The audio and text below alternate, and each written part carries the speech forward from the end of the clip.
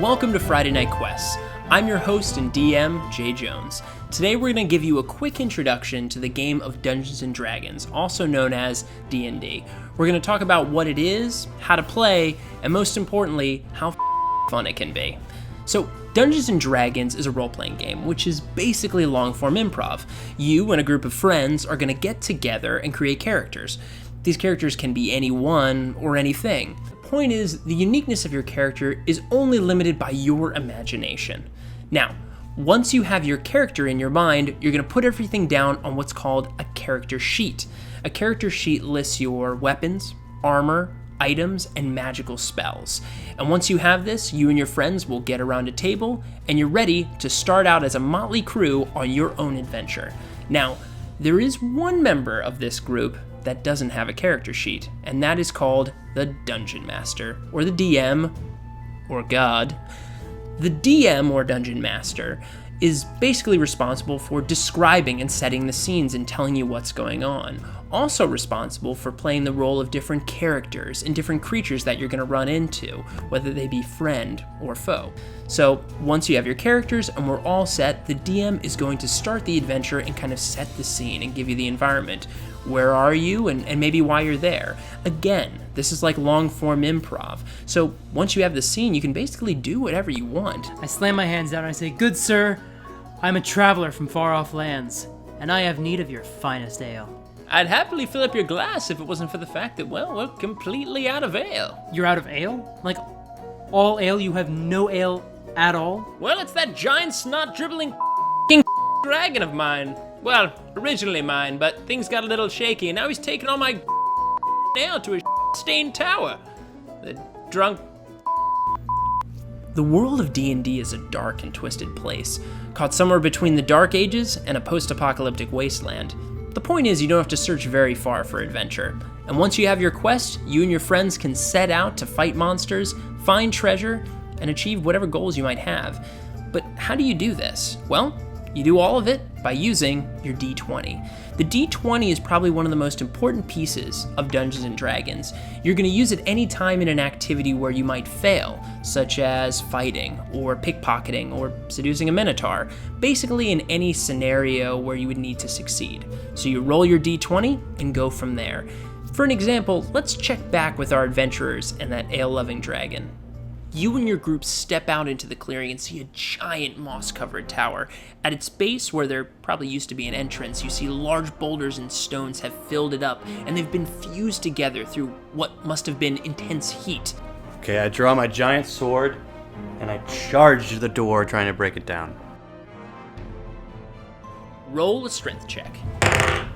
Here we go. This is our first example of what is called a skill check, where our players are going to roll a d20 and take the result of that d20 and add any modifiers they might have from their character sheet to see if they succeed in a specific task. So, let's see the result. 12. The sword smacks against the hard rock because it is in fact rock, not enough strength to break it down. As you can see, some skill checks are harder to complete than others, so our heroes have a choice. Try again, or try a new tactic. So you said the tower was moss covered, right? Yes, there are thick layers of moss and vines protruding from the side. Alright, I want to try and climb it. Roll an athletics check. 18. That's enough. So you grab hold and you and your comrades are able to scale the tower. By utilizing their different skills and observing the world around them, our players have figured out how to get to the second story of that tower. Now you're probably asking yourself, how would I know how to do that? The answer's simple. In D&D, what you can and can't do is only limited by your imagination. Think of it like real-world problem solving, except in this world you're slaying dragons or playing liar's dice with magic wolves. You never know. Now, skill checks can only get you so far. Eventually you're going to have to fight something. Luckily, skill checks are very similar to combat. So let's rejoin our adventurers. They've climbed to the second floor of the tower, and now they've come face to face with this ale-gorging dragon, who's basically faced. And they can talk to it or try to sneak by it, but if you hear the magic words, roll for initiative, then you know it's time to throw down. Now, what the players will do and how initiative works is whoever rolls the highest initiative is the first to act. even the creatures will roll initiative. Okay, what did you guys get? 22. 11. 8. Okay, so the dragon rolled a 24. That's not what we wanted. Okay. Are you sure? I'm very sure.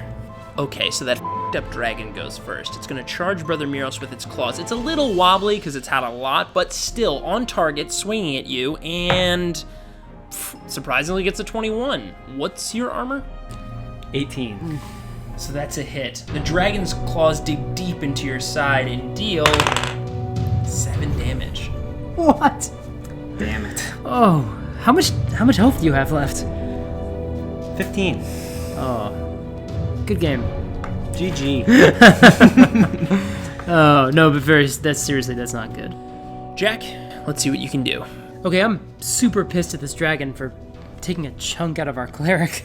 So I'm gonna draw my sword and stab it in its stupid face. Okay, roll for it. 17?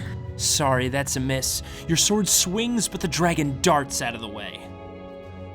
Ronan, it's time to redeem your team. After Jack's brave but failed attempt, I Thanks, draw buddy. my bow and aim it at its still stupid face and say, "A bird in the hand is worth 2 in the Ronan." All right, roll to hit. 22. Okay, that hits. Roll for damage. 12. Okay, so what does it do? The arrow lands right in its pupil and his eye explodes. And I say, "Looks like you were barking up the wrong Ronan." Brother Miros, you've pulled your intestines back inside your body. It is your turn. Would you say that this old tower was meant to support the weight of a giant dragon? Yes, in fact, when you look at the floor and see how kind of old and decrepit the tower is, you can see the floor is actually bending under the massive weight of that fat dragon. Alright, I think I want to fire a lightning bolt at the boards beneath it. That's so awesome. Okay, roll to hit. 18. That's a hit, it's Your lightning strikes the floor beneath the dragon, light flashes, the floor bends and explodes, and the dragon, with a surprised look on its face, crashes down through the empty tower below.